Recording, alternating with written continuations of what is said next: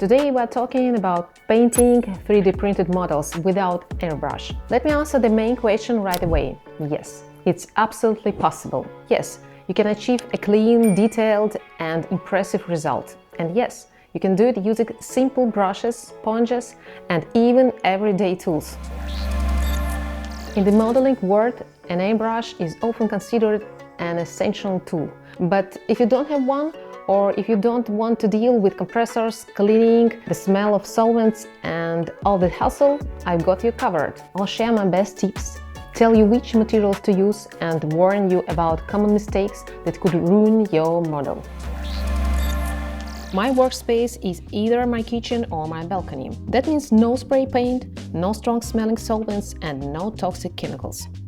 For me, it's important that the paint dries quickly, is safe to use and it is easy to work with. An airbrush takes time to set up, needs frequent cleaning and requires storage space. So, I stick to brushes, sponges and even my fingers. Sometimes it's just easier to apply paint with a fingertip rather than fussing with a brush.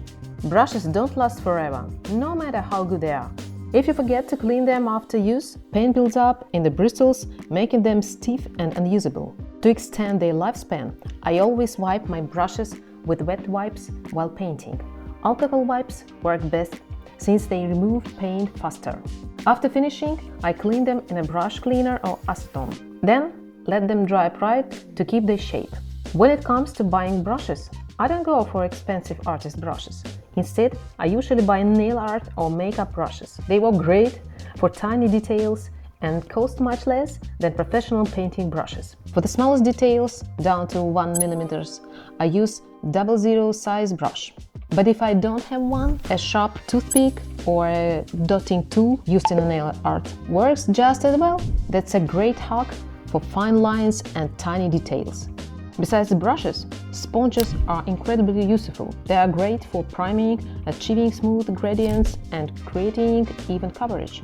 They are an excellent alternative to an airbrush, providing good coverage without streaks or drips. If you don't have a makeup sponge, a regular kitchen sponge will do.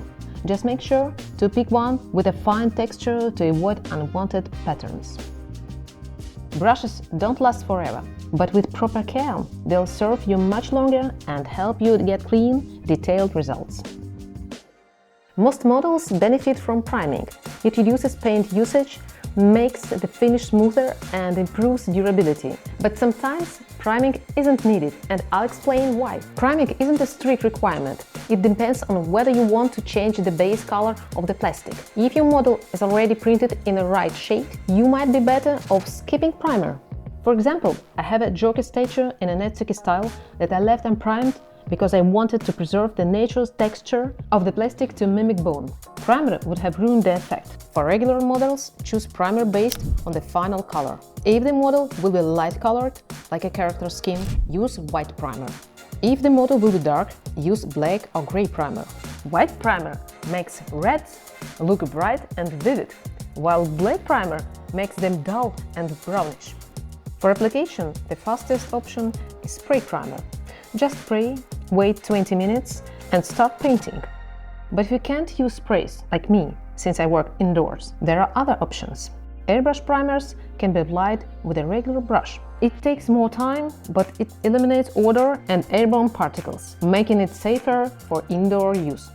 Another interesting alternative is UV resin instead of primer. I sometimes use this when working on miniature Christmas ornaments. I apply UV resin, cure it under a UV lamp, and it forms a solid base for painting.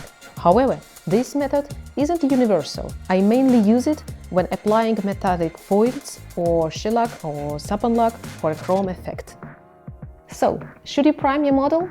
It depends on the project. Sometimes it's essential and sometimes it just adds extra work. The key is to assess each model individually and choose the best method for the best result.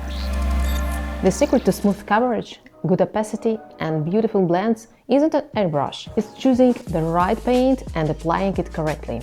I use acrylic model paints in 90% of my projects. They are liquid, apply evenly, blend well and don't obscure fine details. Unlike standard acrylic paints for artists, model paints are thinner and provide more control. If I don't have model acrylics on hand, I use regular acrylics, but the results can be unpredictable since they are thicker and less opaque. I keep several pre-mixed shades for frequently used colors. For example, I always have different shades of green because I often paint plants, leaves, moss and nature elements. Mixing colors manually is possible, but having ready-made shades saves time. I apply paint in 2-3 layers. The first layer sets the base, the second layer enhances the color, the third layer provides full opacity. Pastel is my secret weapon. It's widely used by doll makers and polymer clay artists, and it offers effects that regular paint can't replicate. I only use dry pastel, not oil pastels. It applies in soft, translucent layers without clogging fine details. I grind pastel into powder with a knife and apply it with a soft brush, blending it into the surface. This technique creates natural transitions, midtones and incredibly fine details. Pastel is essential for face makeup, blush, eyeshadow, subtle skin tones. All of these look best with pastel. You can even add shading to a miniature hair for extra depth. After painting, sealing your model is a must, otherwise your paint will wear off or scratch easily. I sometimes use a spray varnish, but only when I can work outside. Indoors, I prefer water-based floor varnish. It's safe, odorless, dries fast and comes in matte, satin or gloss finishes. It's a perfect option for miniatures, statues and dolls. Unlike specialized model varnishes, floor varnish is cheaper and just as durable. I spent a long time searching for the best option and finally found Varatan. Not an ad, just a great product. This varnish is so strong that if you apply 2 or 3 coats, your model can even survive underwater. This isn't necessary for most figures, but for jewelry or accessories that might get wet, it's a game changer. For absolute protection and a super hard finish, I use UV resin. It cures under a UV lamp into a perfectly smooth, glassy surface. What it meant? Just sand it lightly and you'll get a velvet finish. Before you start painting a model, it's important to ask yourself a few questions. What's the size? If the model is very small, priming might not be necessary. What color do you need? It's best to choose the right plastic color from the start, to avoid struggling with the base coat later. What kind of surface do you want? If you need smooth gradients, use sponges, dry brushing or pastel. How will you protect the model? Varnish is a must. Without it, the paint will scratch off easily.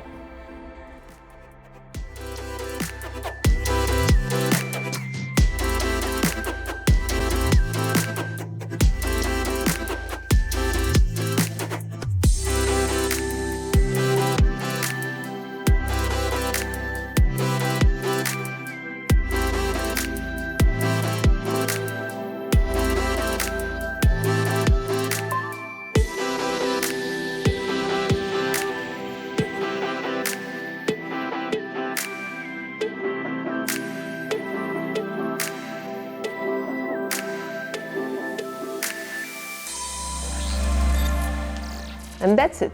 Now you know that airbrush isn't the only way to achieve a great paint job. With the right techniques, you can get smooth transitions, sharp details and realistic effects using simple and accessible tools. If you found this helpful, let me know your favorite non-airbrushing painting tricks in the comments. Thanks for watching! See you next time!